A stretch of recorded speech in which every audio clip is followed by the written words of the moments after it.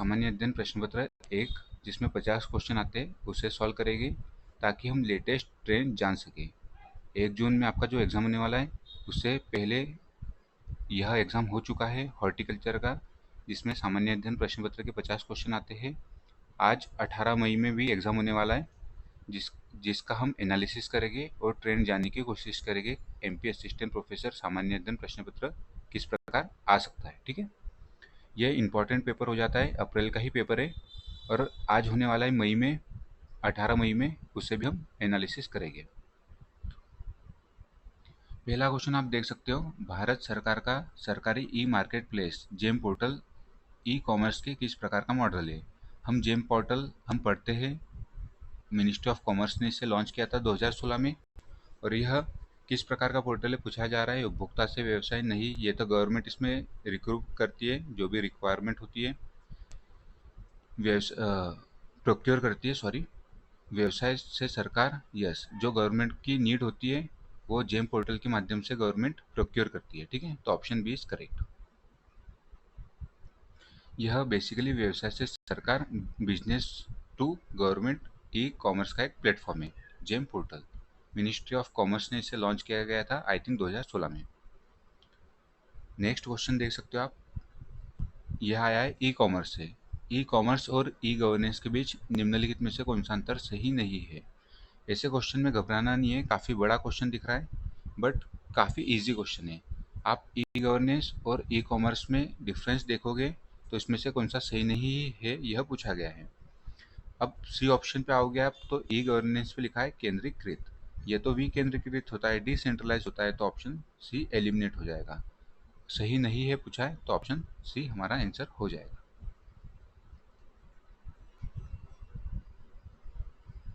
Third question, मध्य प्रदेश में पार्थ योजना मुख्य रूप से केंद्रित है। यह रिसेंटली ही लॉन्च की गई थी मध्य प्रदेश के डिपार्टमेंट द्वारा, पार्थ स्कीम। बेसिकली यह किससे संबंधित है ये मुझे भी जानकारी नहीं है, तो इसे हम किस प्रकार सॉल्व करेंगे। विभिन्न उद्योगों के लिए कौशल विकास प्रशिक्षण प्रदान करना, सशस्त्र बल अर्धसैनिक पुलिस के लिए भर्ती पूर्व प्रशिक्षण प्रदान करना, महिलाओं के बीच उद्यमिता को बढ़ावा देना और उच्च शिक्षा के लिए वित्तीय सहायता देना। ठीक है, इसका इंग्लिश वर्जन देखोगे आप तो जो पी है वहाँ से आप ऑप्शन बी मोस्ट अप्रोप्रिएट है, क्योंकि ये सबसे बड़ा स्टेटमेंट राइट होने की चांसेस होती है क्योंकि वो कॉपी पेस्ट स्टेटमेंट होता है। ठीक है, मैं इस प्रकार लॉजिक लगाता हूँ तो, और हम सेकंड लॉजिक से भी जा सकते हैं। पार्थ किसी न किसी स्कीम का फुल फॉर्म है, तो यहाँ हम देख सकते हैं कि प्री पी से, फिर आर से, यहाँ कुछ नहीं मिल रहा है। ठीक है, आगे बढ़ते हैं। टी से ट्रेनिंग आ रहा है इस ऑप्शन में, फिर आर्म, हाँ, ए से आर्म फोर्सेस है, यहाँ देख सकते हो आप। एक मिनट रुकिएगा।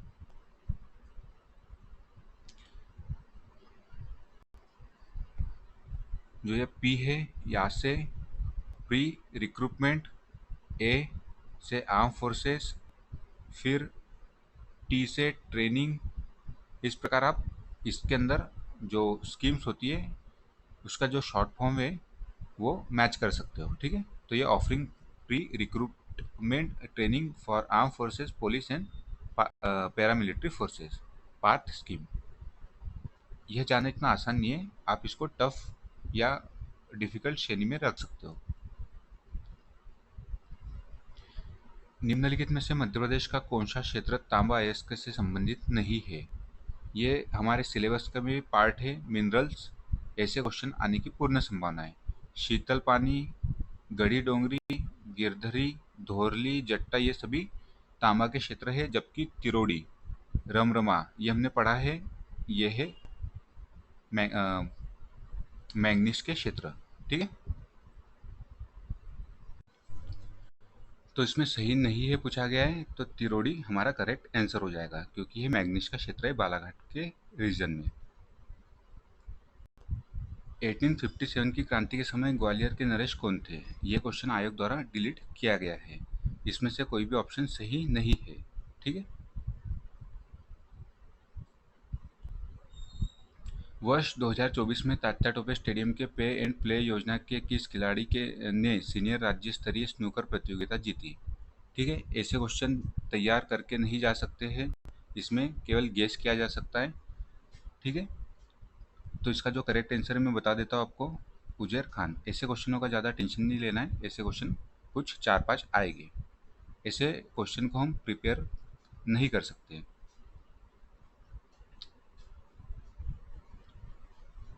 मध्य प्रदेश के किस जिले को 2024 में रियावन लहसुन के लिए भौगोलिक संकेतक जीआई टैग प्राप्त हुआ है? ये तो सिलेबस में भी हमारे जितने भी जीआई टैग है मैंने एमपी के करंट अफेयर्स में करा दिया है।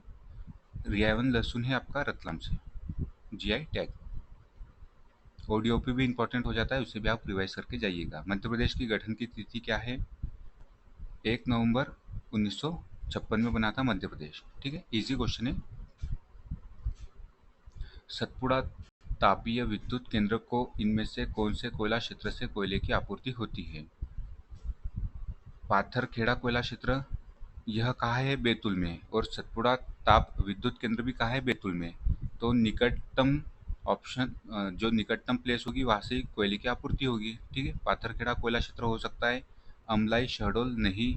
चचाई कोयला क्षेत्र, ये तो अमरकंटक में आता है, ये भी नहीं हो सकता। जोहिला, ये है उमरिया में। आप इससे Johilla valley, I think Umaria Shahdol side है, तो ये भी हो नहीं सकता है। तो हम एलिमिनेशन टेक्निक के थ्रू जान सकते हैं कि सतपुड़ा तापीय विद्युत केंद्र कहाँ है? बैतूल में। और पाथरखेड़ा कोयला क्षेत्र बैतूल में, तो यहाँ से ही कोयले की आपूर्ति होती होगी। ठीक है, वाइड रेंज स्टडी आपने की है तो ऐसे क्वेश्चन टैकल करना काफ़ी आसान हो जाएगा। निम्नलिखित में से कौन सी राष्ट्रीय ई गवर्नेंस योजना के तहत एक केंद्रीय मिशन मोड परियोजना नहीं है? ई पंचायतें, भूमि रिकॉर्ड, MCA 21 रोजगार कार्यालय। ये मुझे भी नॉलेज नहीं है, इसका आंसर है MCA 21, जो राष्ट्रीय ई गवर्नेंस योजना के तहत एक केंद्रीय मिशन मोड परियोजना है।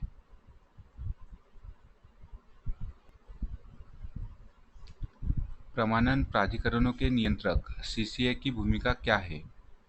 वित्तीय लेनदेन को नियंत्रित करना, डिजिटल प्रमाण पत्रों को जारी करना और प्रबंधन की निगरानी करना। सबसे बड़ा स्टेटमेंट, सबसे सही स्टेटमेंट, ये थंबनेल में यूज़ करता हूँ तो हो सकता है कि डिजिटल प्रमाण पत्र को जारी करना और प्रबंधन की निगरानी करना इनका काम हो। एक बार हम इसे सेकंड कंफर्मेशन भी कर सकते हैं। अब यहाँ लिखा है प्रमाणन प्राधिकरण के नियंत्रक, इंग्लिश वर्जन देख सकते हो आप, कंट्रोलर ऑफ सर्टिफाइंग अथॉरिटी। और ऑप्शन बी दिया है issuance and management of digital certificate. तो डिजिटल सर्टिफिकेट को मैनेज करने का एक काम ही करता होगा कंट्रोलर ऑफ सर्टिफाइंग अथॉरिटी। अब नेक्स्ट ऑप्शन भी पढ़ लेते हैं। ई कॉमर्स वेबसाइट का प्रबंधन, ये इतना सटीक नहीं लग रहा है। इंटरनेट सेवा प्रदाताओं को नियंत्रित करना, ये भी इतना सटीक नहीं लग रहा है। ठीक है, तो ऑप्शन बी इसका ऑफिशियल आंसर की में भी ऑप्शन बी ही आंसर करेक्ट है। ठीक है, नेक्स्ट क्वेश्चन देखते हैं। निम्नलिखित में से किस नेटवर्क डिवाइस में नेटवर्क पर ले जाए जा रहे डेटा का विश्लेषण करने की उन्नत क्षमता है और यह इसे एक अलग प्रकार से दूसरे नेटवर्क पर भेज सकता है? हब का ये कार्य नहीं होता है, स्विच का भी एक कार्य नहीं होता है। रिपीटर सिग्नल को स्ट्रेंथन करता है, राउटर एक नेटवर्क से दूसरे नेटवर्क पर भेजता है। ठीक है, तो ऑप्शन डी करेक्ट हो जाएगा। ये कंप्यूटर का क्वेश्चन है और आसान क्वेश्चन है। ठीक है, राष्ट्रीय खेल पुरस्कार 2023 के अंतर्गत पैरा केनोइंग में अर्जुन पुरस्कार से अलंकृत मध्य प्रदेश के खिलाड़ी है, इसीलिए हमने राष्ट्रीय खेल पुरस्कार और जो वेरियस अवार्ड है अर्जुन अवार्ड 2024 भी कंप्लीट किए। अवार्ड से क्वेश्चन आने की पूर्ण संभावना है। ऐश्वर्य प्रताप सिंह, ये तो शूटिंग से संबंधित है, क्वेश्चन में पूछा गया है केनोइंग से। प्राची यादव और शिवेंद्र सिंह, प्राची यादव केनोइंग से संबंधित है, पैरा केनोइंग से, और न्यूज़ में बनी हुई थी क्योंकि इन्हें अर्जुन अवार्ड मिला है, प्राची यादव। मध्य प्रदेश शासन द्वारा मुख्यमंत्री कल्याणी विवाह सहायता योजना किस वर्ष प्रारंभ की गई थी? स्कीम का क्वेश्चन है, आपके जो सिलेबस है उसमें भी योजनाएं दी गई है। 2018 की स्कीम है, ये आप याद रखिए। मुख्यमंत्री उद्यम क्रांति योजना 2022 की है, ये भी रिपीटेडली क्वेश्चन पूछा जाता है। कल्याणी विवाह सहायता योजना बेसिकली जो विधवा महिला है उनको उनके पुनर्विवाह के लिए राशि दी जाती है मुख्यमंत्री कल्याणी विवाह सहायता योजना में। लॉन्च हुई थी 2018 में। राशि आप एक बार चेक करके बताइएगा। आई थिंक 2 लाख रुपए की राशि दी जाती है। आप इसे एक बार चेक कर लीजिएगा। और एक क्वेश्चन इसमें ये भी पूछा जाता है कि एज लिमिट मिनिमम क्या है। ठीक है, ये सब फैक्ट आप देख लीजिएगा।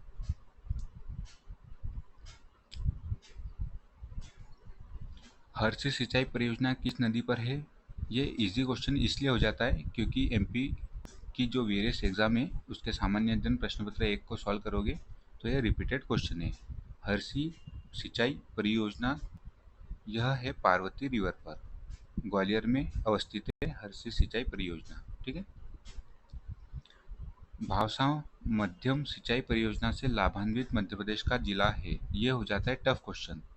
जनरली हम भावसा मध्यम सिंचाई परियोजना नहीं पढ़ते, तो इसमें आप कोई भी ऑप्शन गेस कीजिए। ऐसे क्वेश्चन प्रिपेयर नहीं किए जा सकते। इसका जो करेक्ट आंसर है सी है। निम्नलिखित में से कौन सा एक डेटाबेस सॉफ्टवेयर का उदाहरण है? डेटाबेस सॉफ्टवेयर का उदाहरण है MS एक्सेस। ये इन्होंने आंसर दिया है, मुझे इसका नॉलेज नहीं है, आप जाके इस पर और रिसर्च कर सकते हैं। ठीक है, मैंने बोला था आपको कुछ क्वेश्चन हो गए, 4-5-6 क्वेश्चन हो गए जो काफ़ी टफ कैटेगरी के हो गए या फिर आर्बिट क्वेश्चन हो गए जो आपको नहीं समझ में आएंगे। ठीक है, उनका ज़्यादा लोड नहीं लेना है। मध्य प्रदेश पंचायती राज अधिनियम सर्वप्रथम किस वर्ष पारित हुआ? मध्य प्रदेश पंचायती राज अधिनियम और MP local self governance syllabus का पार्ट है, तो ये आपको पता होना चाहिए। 1962 में पहला एक्ट आया था मध्य प्रदेश पंचायती राज अधिनियम। जो कॉन्स्टिट्यूशनल स्टेटस मिला है वो 1993 के एक्ट से मिला है। और ये भी क्वेश्चन पूछा जाता है कि जो 1993 का पंचायती राज अधिनियम है वो विधानसभा में कब पेश किया गया, कब पारित हुआ, राज्यपाल की सहमति कब मिली और लागू कब हुआ। ये डेट इंपॉर्टेंट है। वर्ष 2024 में मध्य प्रदेश पर्यटन के ब्रांड एम्बेसडर किसे नियुक्त किया गया है? ये भी इजी क्वेश्चन हो जाता है। ठीक है, पंकज त्रिपाठी जी। ये रिपीटेड क्वेश्चन है, एक्टर है पंकज त्रिपाठी। जो MPPSC की वेरियस एग्जाम होती है उसमें क्वेश्चन पूछा जा चुका है और मैंने एक वीडियो बनाया था, उसका थंबनेल में ही ये क्वेश्चन ऐड किया था मैंने, पंकज त्रिपाठी जी के फोटो के साथ जो क्वेश्चन था वो।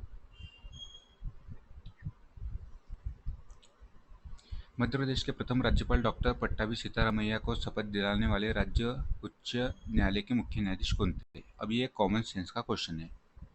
कैसे? मध्य प्रदेश के प्रथम राज्यपाल डॉक्टर पट्टाभी सीतारमैया थे।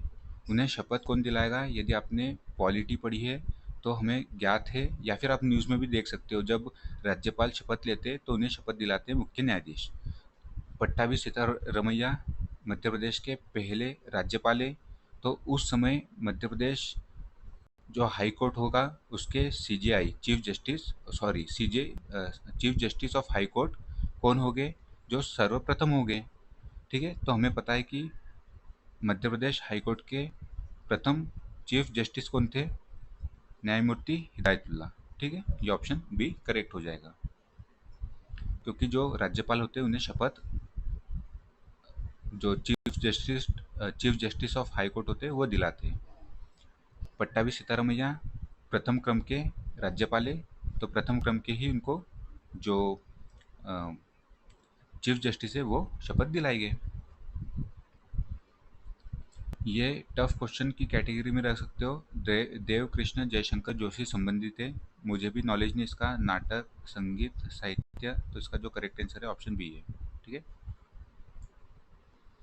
चित्रकला से संबंधित है देव कृष्ण जयशंकर जोशी। यदि रिपीट हो जाता है तो काफ़ी अच्छा है, बाकी ऐसे क्वेश्चन आप प्रिपेयर नहीं कर सकते। अमरकंटक चोटी किस श्रेणी में स्थित है? ये इजी क्वेश्चन है। राजपीपला नहीं, राजपीपला तो मध्य प्रदेश के पश्चिम भाग में आती है। ठीक है, गुजरात से बुरहानपुर तक फैली हुई है। अस्सीरगढ़ की पहाड़ी ये भी बुरहानपुर जिले में फैली हुई है। महादेव श्रेणी नो, यह होशंगाबाद और जो आसपास का क्षेत्र है वहाँ फैली हुई है। महादेव श्रेणी, मेकल श्रेणी यस, ये मध्य प्रदेश के पूर्वी भाग में है। अमरकंटक भी हमें ज्ञात है कि मध्य प्रदेश के पूर्वी भाग में है। जो सतपुड़ा रेंजेस है उसके 3 भाग हैं, राजपीपला, महादेव श्रेणी और मेकल श्रेणी। तो इसका जो करेक्ट आंसर हो जाएगा ऑप्शन डी। निम्नलिखित में से किस जनजाति के लोग अपना उद्भव द्रविड़ संतति से मानते हैं? इसमें तुक्का मार सकते हो क्योंकि काफ़ी आर्बिट क्वेश्चन है। यदि आपने इससे पढ़ा है तो आपके लिए इजी हो सकता है, बाकी मुझे नहीं पता है क्योंकि यहाँ मैं कंफ्यूज हूँ भारिया और बेगा से। सरिया और दतुलिया से मैं कंफ्यूज नहीं हूँ, तो इसका जो करेक्ट आंसर है बेगा ट्राइब है। ऑफिशियल जो आंसर दिया गया है वो है बेगा। ठीक है, नेक्स्ट क्वेश्चन देखते हैं। मध्य प्रदेश में सर्वाधिक वार्षिक वर्षा इनमें से किसके द्वारा प्राप्त होती है? वर्षा हमारे सिलेबस का भी पार्ट है और ये इजी क्वेश्चन आपके लिए इजी होना चाहिए। मध्य प्रदेश में सर्वाधिक वर्षा इनमें से किसके द्वारा प्राप्त होती है? मध्य प्रदेश में औसत वर्षा कितनी है? 112 सेंटीमीटर। पश्चिमी विक्षोभ, इससे ना के बराबर वर्षा होती है, वेस्टर्ली डिस्टर्बेंस जिसे कहा जाता है। शीतोष्ण कटिबंधीय चक्रवात, चक्रवातों से बहुत लिटिल वर्षा होती है, सर्वाधिक पूछा गया है। उत्तर पश्चिम मानसून, इससे लगभग 20 से 30% वर्षा होती है। और दक्षिणी पश्चिम मानसून, इससे 70 से 80% वर्षा होती है। ठीक है, तो जो हमारा करेक्ट आंसर हो जाएगा दक्षिणी पश्चिमी मानसून।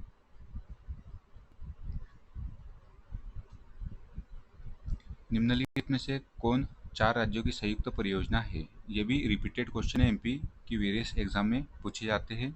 एमपी पीएससी का सिविल सर्विसेज का 2023 का पेपर देखोगे, 23-24 का, उसमें रिपीटेड क्वेश्चन है। चंबल घाटी परियोजना नहीं।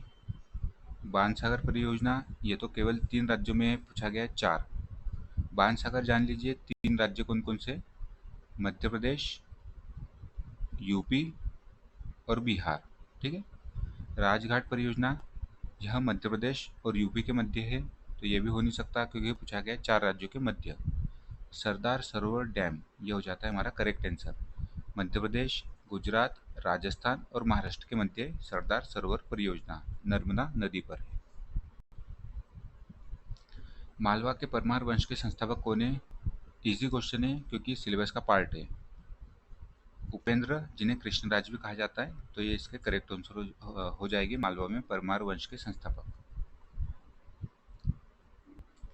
भारत की सबसे बड़ी फ्लोटिंग सोलर ऊर्जा परियोजना स्थित है? ये तो सिलेबस का पार्ट है, रिन्यूएबल एनर्जी सिलेबस में दिया गया है, इन्हें आपको रिवाइज करके जाना है। जैसे रीवा में अल्ट्रा मेगा सोलर पार्क जिसकी कैपेसिटी 750 मेगावाट है, 24% दिल्ली मेट्रो को उससे ऊर्जा सप्लाई होती है। इस प्रकार जो भी डेटा है आपको कवर करने हैं। भारत की सबसे बड़ी फ्लोटिंग सोलर ऊर्जा परियोजना ओमकारेश्वर नर्मदा नदी पर खंडवा जिले में बनाई जा रही है, इसकी कैपेसिटी 600 मेगावाट है। ठीक है, यह डेवलपिंग फेस में है, अभी यह पूरी तरीके से डेवलप नहीं हुआ है। ठीक है, और ये काफ़ी चर्चा में बना हुआ था का फ्लोटिंग सोलर पार्क। ये भी सिलेबस का पार्ट है। ट्राइबल वाली जो यूनिट है बिल्मा के माध्यम से याद किया था। पर से फाग कर बिल्मा, पर से फाग कर बल्मा या बिल्मा। ठीक है, तो पर से परध्वनि हो जाता है, फाग कर से, एक मिनट रुकिएगा, स से हो जाता है सेला, पर से परध्वनि, फाग कर से कर्मा और बिल्मा बिल्मा। ठीक है, जो बिल्मा नृत्य है वो बेसिकली बेगा ट्राइब में होता है। Option A. इस प्रकार आप ट्रिक से लोक नृत्य याद कर सकते हो।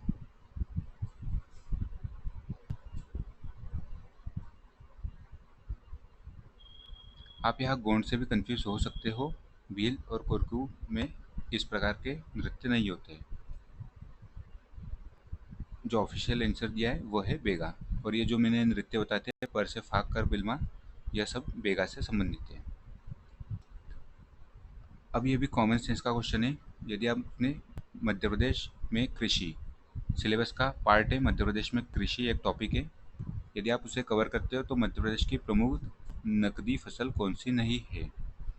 एलिमिनेशन टेक्निक के थ्रू चले गए, कपास गन्ना तिलहन इसे छोड़ देते हैं, जूट मध्य प्रदेश में नहीं होता है, ठीक है, डायरेक्ट एलिमिनेट हो गया बी। मूंगफली कॉफ़ी दलहन कॉफ़ी नहीं होता है एक्सेप्ट कुकड़ू हिल्स को छोड़ के, कुकड़ा हिल्स या कुकड़ू हिल्स जो बैतूल में, वहाँ पे भी न्यूनतम मात्रा में कॉफ़ी उगाई जाती है, ना के बराबर।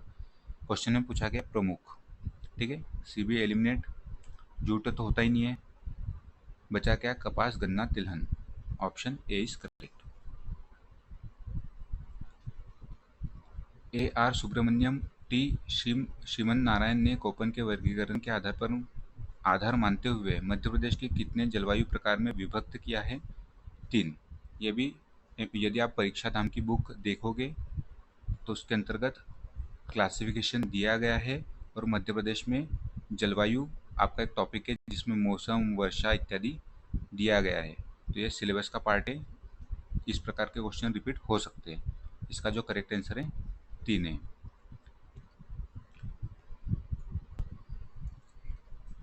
निम्नलिखित में से मध्य प्रदेश की कौन सी जनजाति अपनी गुरिल्ला रणनीति और तीरंदाजी कौशल के लिए विख्यात है।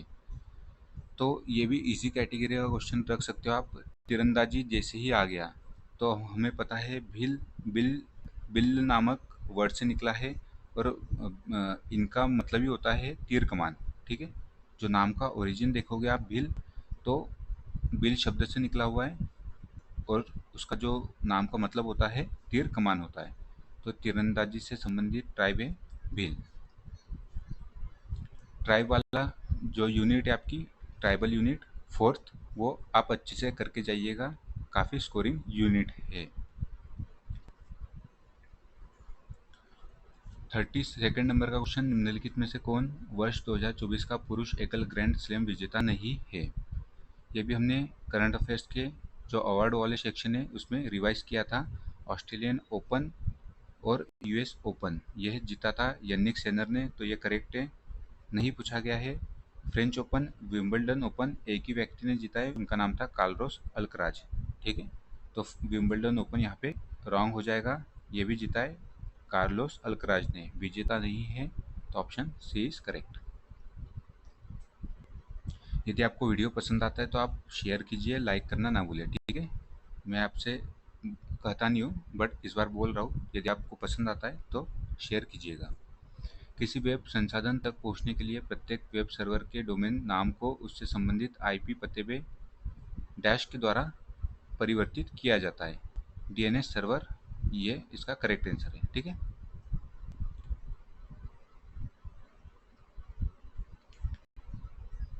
भैरवगढ़ प्रसिद्ध है। यदि आप एमपी फॉरेस्ट का मैच देखते हो 2020-21 का, तो उसमें क्वेश्चन पूछा जा चुका है, भैरवगढ़ प्रसिद्ध है छापा पद्धति ब्लॉक प्रिंट के लिए, यस, लघु चित्र नहीं, मोतीकला नहीं, लो शिफ्ट नहीं, यह रिपीटेड क्वेश्चन है, option A is correct. Social networking और क्लाउड कंप्यूटिंग के वर्तमान युग में निम्नलिखित में से कौन से प्रकार का क्लाउड सबसे कम सुरक्षित है। ये भी कॉमन सेंस का क्वेश्चन है। सबसे कम कौन सा सबसे कम सुरक्षित होगा सार्वजनिक cloud, yes this is correct. आगे पढ़ते निजी क्लाउड नहीं हो सकता, हाइब्रिड। यहाँ क्या पूछा गया है, बेसिकली सबसे कम सुरक्षित सार्वजनिक है, पब्लिक है, सभी के लिए ओपन एक्सेस है, तो यह सबसे कम सुरक्षित होगा, है ना। निजी क्लाउड, हाइब्रिड क्लाउड और सामुदायिक क्लाउड, सामुदायिक क्लाउड नहीं होता है कुछ, निजी क्लाउड तो सेफ रहता है, हाइब्रिड भी सेफ होते हैं। सार्वजनिक क्लाउड सभी के लिए एक्सेसिबल होते हैं, तो ये इनकी सुरक्षा को भेजा जा सकता है। सबसे कम सुरक्षित पूछा गया है तो ऑप्शन ए हो जाएगा सार्वजनिक क्लाउड। डॉक्टर विष्णु श्रीधर वाकनकर राष्ट्रीय सम्मान किस क्षेत्र में दिया जाता है। यदि आपने भीमबेटका विजिट किया होगा, डॉक्टर विष्णु श्रीधर वाकनकर जी के बारे में वहाँ लिखा गया है, भीमबेटका की खोज इन्होंने ही की थी, विष्णु श्रीधर वाकनकर जी द्वारा 1957 में। आप एक बार डेट कंफर्म कर लीजिएगा। तो जो विष्णु श्रीधर वाकनकर जी है वो साहित्य से संबंधित नहीं थे, लोक कला से तो संबंधित नहीं हो गए, रंगकर्म से भी नहीं थे, इतिहास और पुरातत्वविद थे डॉक्टर विष्णु श्रीधर वाकनकर जी। ठीक है, ये आपको फैक्ट पता होगा।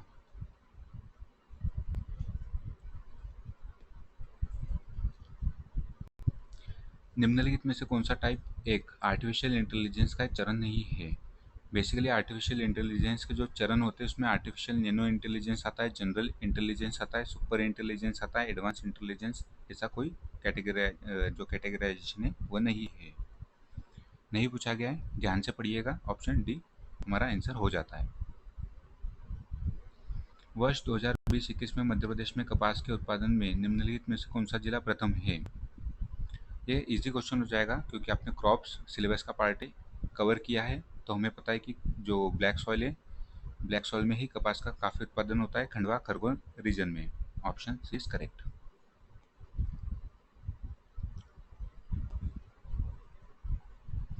मध्य प्रदेश में निम्न में से किस प्रकार के वन अधिकतम क्षेत्र पर है? उप-आर्द्र वन तो लिमिटेड है, केवल पचमढ़ी वगैरह क्षेत्र में मिलते हैं। कटीले वन मध्य प्रदेश के जो उत्तरी भाग है और पश्चिमी कुछ भाग है वहाँ मिलते हैं, तो ये भी ऑप्शन हो नहीं सकते, अधिकतम क्षेत्रों में पूछा गया है। अब यहाँ कॉमन सेंस लगा सकते हो आप, उष्णकटिबंधीय आर्द्र या उष्णकटिबंधीय शुष्क पतझड़ वन। तो मध्य प्रदेश ड्राई क्लाइमेट है लगभग, तो शुष्क पतझड़ वन काफ़ी होने की संभावना है। ठीक है, और आप क्लासिफिकेशन अब पढ़ के जाइएगा, वन सिलेबस का पार्ट है, क्वेश्चन आने की पूर्ण संभावना है। यदि आपने सिलेबस को अच्छे से रिवाइज किया है तो आपके लिए क्वेश्चन ईजी हो जाएगा। विक्रम महोत्सव 2024 कहाँ मनाया जाता है? यदि आपको नहीं भी पता है विक्रम महोत्सव 2024 कहाँ मनाया गया है, तो हमें पता है कि विक्रम महोत्सव उज्जैन में ही मनाया जाता है। 2024 हो 25 हो, जो भी क्वेश्चन पूछा जाए उसका करेक्ट आंसर उज्जैन हो जाएगा। 24 का कहाँ मनाया गया है ये नहीं भी पता है आपको, तो यह पता है केवल कि विक्रम महोत्सव उज्जैन में ही मनाया जाता है, तो ये आपका क्वेश्चन सॉल्व हो जाएगा। जैसे खजुराहो महोत्सव खजुराहो में ही मनाते हैं, तानसेन महोत्सव हरदम ग्वालियर में ही मनाते हैं, इस प्रकार आपको ध्यान रखना होगा ये फैक्ट्स। देखो इसमें 50-50 तक मैं पहुंच गया था। किस प्रकार? भारत में तिलहन के उत्पादन में मध्य प्रदेश का योगदान 2023-24 में कितना है? मुझे ये ज्ञात था कि तिलहन उत्पादन में मध्य प्रदेश का सेकंड स्थान है। फर्स्ट पे है राजस्थान, जो कि लगभग 30 से 40% ग्रो करता है। तो मध्य प्रदेश 30 से 40% ग्रो नहीं करेगा, क्योंकि सेकंड पे मध्य प्रदेश 26 से 30 या 21 से 25 हो सकता है, क्योंकि मध्य प्रदेश का स्थान सेकंड है। 15 से 20% भी नहीं हो सकता है, क्योंकि काफ़ी न्यून हो जाएगा। सेकंड प्लेस पे मध्य प्रदेश को रखना है, तो 26 से 30 या 21 से 25, आप इसमें किसी को भी गेस कर सकते हो। इसका जो करेक्ट आंसर है ऑप्शन सी है, 21 से 25%। 1942 में रायपुर से प्रकाशित अग्रदूत के संपादक कौन है? ये डिफिकल्ट श्रेणी में रख सकते हो क्वेश्चन को आप। श्री केशव प्रसाद वर्मा, श्री शिवनारायण द्विवेदी, श्री स्वराज द्विवेदी, पंडित सुंदरलाल त्रिपाठी। 42 का आंसर है श्री केशव प्रसाद वर्मा। मुझे नहीं पता था ये क्वेश्चन। एंटीवायरस द्वारा उपयोग की जाने वाली मेलवेयर पहचान की किस विधि में एक नई एप्लीकेशन या फाइल को वर्चुअल वातावरण में निष्पादित किया जाता है? ये वर्चुअल वातावरण, इसको अंडरलाइन कर लीजिए। संभावित मेलवेयर के लिए उसके व्यवहारिक फिंगरप्रिंट का अवलोकन किया जाता है। फिंगरप्रिंट का भी अवलोकन करना है वर्चुअल वातावरण में। अनुमान नहीं हो सकता, डेटा खनन ये भी नहीं होगा, डेटा माइनिंग इससे संबंधित नहीं है। हस्ताक्षर आधारित पहचान या सैंडबॉक्स पहचान, इसमें से आप गेस कर सकते हो। सैंडबॉक्स पहचान ये कुछ स्पेसिफिक है, ये मैंने भी रिवाइज नहीं किया है, ना ही पढ़ा है, तो मैं जो स्पेसिफिक टर्म्स होते हैं यहाँ लिखा है हस्ताक्षर आधारित पहचान, इंग्लिश में दिया है सिग्नेचर बेस्ड डिटेक्शन। ये भी हो सकता है क्योंकि आप फिंगरप्रिंट की बात कर रहे हैं, और ये फिंगरप्रिंट भी एक प्रकार से आपका सिग्नेचर ही है। सिग्नेचर मतलब साइन से नहीं है, मतलब होता है आपकी जो पर्सनल डेटा है उससे। तो सैंडबॉक्स पहचान इसका करेक्ट आंसर है, 50-50 आप कर सकते हो इसमें।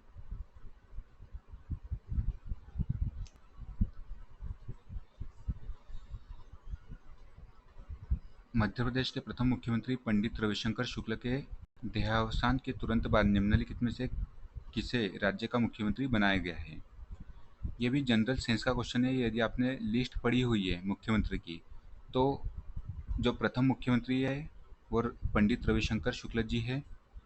उनकी डेथ के बाद किसे मुख्यमंत्री बनाया गया होगा? जो सेकंड है। यदि आपने लिस्ट पढ़ी है तो पहले दूसरा नाम हमें याद होता है, भगवंत राव मंडलोई।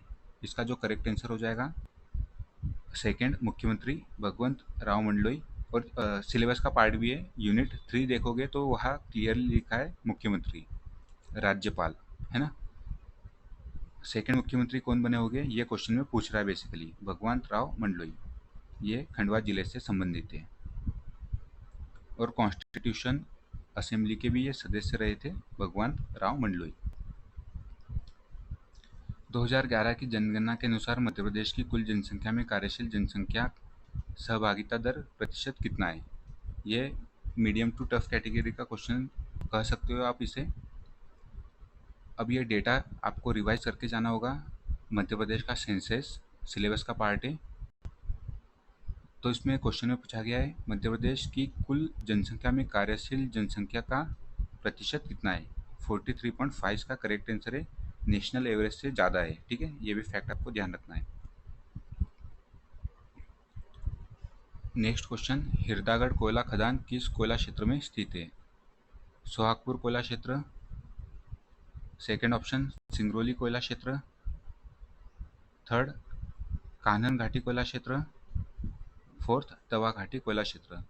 हिरदागढ़ कोयला क्षेत्र कान्हन घाटी कोयला क्षेत्र में अवस्थित है, ठीक है। ये टफ या डिफिकल्ट श्रेणी में आप रख सकते हो। इतना नॉलेज काफ़ी बार रिवाइज करने के बाद आता है, बट ये अननोन फैक्ट है। हिरदागढ़ कोयला क्षेत्र, कान्हन घाटी इसका करेक्ट आंसर हो जाएगा। ऐसे फैक्ट जनरली किसी के जहन में नहीं होते हैं। हिरदागढ़ कोयला खदान पूछ लिया गया है, इसका जो करेक्ट आंसर है कान्हन घाटी कोयला क्षेत्र। वाकाटक महाराज प्रवर्सन सेकंड का ताम्रदान पट्ट कहाँ से प्राप्त हुआ है? डिफिकल्ट श्रेणी में रख सकते हो आप इसे। इसका जो करेक्ट आंसर है सिवनी है, ठीक है। किम्बरलाइट पाइप इनमें से किस खनिज का मुख्य स्रोत है? किम्बरलाइट प्रोसेस का नाम यदि आपने सुना होगा तो उसका संबंध है हीरे से, किम्बरलाइट प्रोसेस। तो किम्बरलाइट पाइप इनमें से किस खनिज का मुख्य स्रोत है? तो करेक्ट आंसर हो जाएगा इसका हीरा, डायमंड। कवि केशवदास किस राजा के दरबारी कवि थे? ये भी डिफिकल्ट श्रेणी में आप रख सकते हो। यदि आपने हिस्ट्री को रिवाइज किया है तो ये आपके लिए मीडियम श्रेणी में आ जाएगा क्वेश्चन। वीर सिंह, रामचंद्र सिंह, मलखानी सिंह, रुद्र प्रताप सिंह। तो जो केशवदास थे, जिन्हें कठिन काव्य का प्रेत कहा जाता है और इनकी काफ़ी सारी रचना है जो कि एग्जाम में पूछी जाती है, यह दरबारी थे वीर सिंह के, ठीक है। जो बुंदेलखंड डायनेस्टी है उसमें यह फैक्ट आपको मिलेगा। केशवदास की रचनाएं बेसिकली, इनकी जो प्रमुख रचनाएं कवि प्रिया, रसिक प्रिया, रामचंद्रिका, विज्ञान गीता, ये इनकी प्रमुख रचनाएं हैं। काठी क्या है? लोक साहित्य और लोक कला, लोकगीत, लोक गायन, ये सिलेबस का पार्ट है। काठी पूछा जा सकता है। काठी एक लोक नृत्य है, ऑप्शन ए। आई थिंक ये निमाड़ क्षेत्र में होता है। लोक नृत्य है काठी, ऑप्शन ए इज करेक्ट।